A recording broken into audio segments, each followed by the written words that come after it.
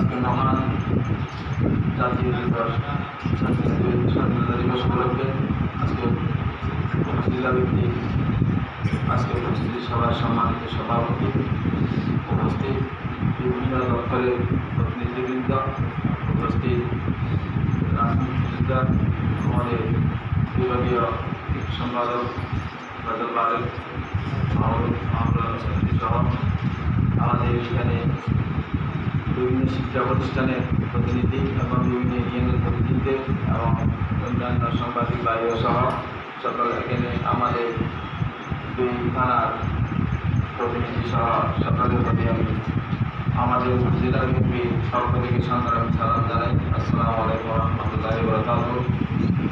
আমি সর্বপ্রথম শ্রদ্ধার সাথে স্মরণ করি তারা এই মুক্তিযোদ্ধা যার শহীদের বিনিময়ে আজকে আমরা এই দেশ স্বাধীন পেয়েছি এবং আমাদের যার জন্ম না করে আজকে আমাদের এই দেশ স্বাধীনতার ঘোষণা হতো না, তিনি হলেন শহীদ জিয়াউর রহমান এবং আরও অন্যান্য মুক্তিযুদ্ধবৃন্দ। সবাইকে স্মরণ করি আমি আমার বক্তব্য শুরু করছি। মাহে রমজান উপলক্ষে সবাইকে রমজানের মোবারক এবং শুভেচ্ছা জানিয়ে এখন কথা হলো আমাদের তিনটা জিনিস এখানে সামনে এসেছে। সর্বপ্রথম একটা এসেছে যে আইন শৃঙ্খলা বাহিনী নিয়ে এবং আইন শৃঙ্খলার কথা নিয়ে। এগুলো ঈদের বিগত 5ই আগস্টের পরে জুলাই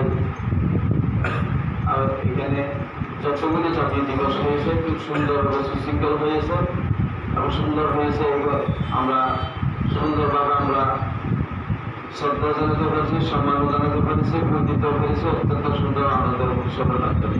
এই জন্য আমি আপনারা সঙ্গে আবার উপজেলা মোজাম্মদ হক চৌধুরী সাহেবকে আমি আমাদের উপজেলা বিএনপির পক্ষ থেকে আমি অসম্ভব শ্রদ্ধার সাথে সম্মান জানাই। ভবিষ্যতে একটা কথা আসছে এই জাতীয় পতাকা নিয়ে। জাতীয় পতাকা একটা প্রত্যেক কথায় কীভাবে লাগাইতে হয়, সবাই একটা নাম কাটিয়েছে, ওইটা আমরা জানি না। ওইখানে ঘরের মধ্যে কীভাবে লাগাতে হয়, দোকানে কীভাবে লাগাতে হয়, প্রতিষ্ঠানে কীভাবে একটা প্রত্যেক জাতীয় পতাকা প্রত্যেকটা মাপ আছে। ওইটা মাপটা কিন্তু উপজেলার মাধ্যমে যদি একটা মাপটা ঠিক করে দেন কীভাবে লাগাতে হয় সম্মানের সহিত এটা জাতীয় পতাকাটা আমাদের একটা অত্যন্ত একটা আমাদের প্রত্যেকের একটা সম্মানের সহিত যদি সুন্দর প্রত্যেকে লাগাই এটা একটা সুন্দর হয়, একটা সম্মান আমাদের চলে আসে। এটা কিন্তু আমাদের অসাধ্য হয় প্রত্যেক ধরনের আমাদের মধ্যে বলছেন এটা জাতীয় পতাকাকে অসম্মানমূলক প্রত্যেক জায়গায় লাগায়। এখানে আমরা দেখতেছি কেউ ছোট কেউ বড়, এটা সিস্টেম না, এটা নিয়ম আছে। এটা সম্মান আমরা আমাদের উপজেলা ভিত্তিক যদি এটা প্রত্যেক জায়গা প্রত্যেক শিক্ষা প্রতিষ্ঠানে পৌঁছায় দেন এটা ভালো হবে। আর একটা কথা হলো আমাদের বিভিন্ন ছেলে কথা বলি আমাদের এখন অস্ত্রের যন্ত্রণা নিয়ে আবার শুরু হয়ে গেছে। আমি আইন শৃঙ্খলা বাহিনীর সাথে দৃষ্টি আকর্ষণ করছি। আমাদের মহান স্বাধীনতা এখনো আমরা সফল হয়ে আসতে পারছি না তাদের কারণে। তারা এখনো অনেক জায়গায় অনেক অস্ত্র গোপনে বা সরাসরি আমরা অনেক খবর পাচ্ছি।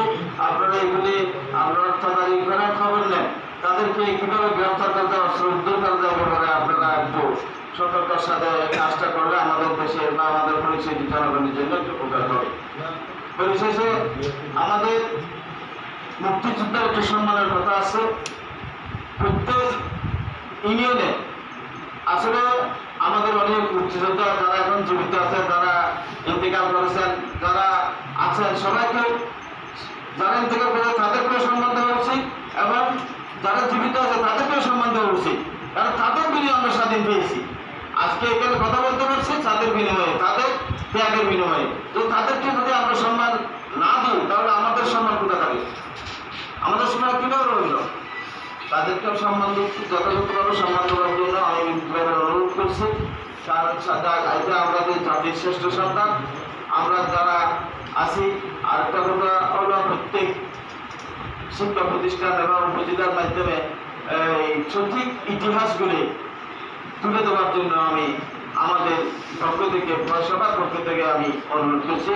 পরিশেষে একটা কথা, সুন্দর কথা আছে, আমরা শহীদদের জন্য অনেক কিছু করি, কিন্তু তাদের আত্মার শান্তির জন্য যে দোয়া প্রার্থনার কথা আজকে আসছে সুন্দর দেশ আমার ভালো লাগছে। আমি আপনার ছোট প্রস্তাব রাখবো, প্রত্যেকে যদি প্রত্যেক জায়গায় যতটুকু পারে এই যে ছোট ছোট মোহাম্মদ হাফিজ হয়েছে তাদের মাধ্যমে কোরআন প্রথম দেওয়া হলে আমার মনে হয় ভালো হবে। পরিশেষে আমি আমার বক্তব্য না বাড়িয়ে আমি আমার বক্তব্য এখানে শেষ করছি। সবাইকে ধন্যবাদ। আসসালামু আলাইকুম।